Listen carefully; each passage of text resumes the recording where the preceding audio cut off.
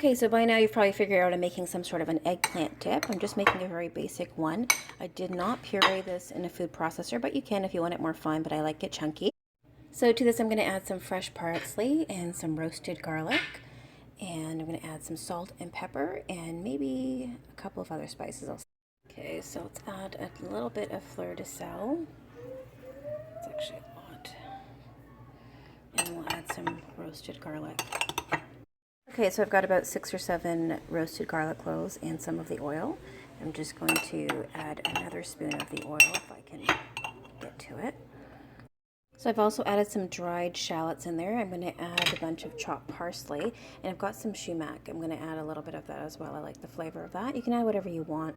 I just smashed those garlic cloves. I'm going to mix them all up here with the rest of the stuff and the rest of the spices, and add a handful of chopped parsley and give it a mix.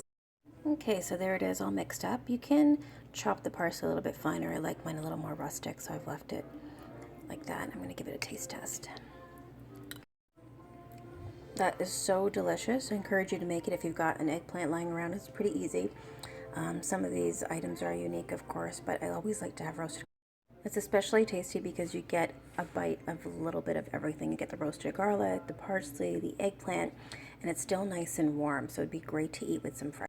I know there's a million recipes online. I've never really used a recipe. I just sort of put in whatever I like to eat, and I really like the combination of this. If you make it, let me know. I'd like to hear your thoughts. So someone asked me about the roasted garlic. I'm not sure if you remember, but last week I roasted a big batch of garlic with some olive oil. You can add herbs, but I like to add mine after the fact.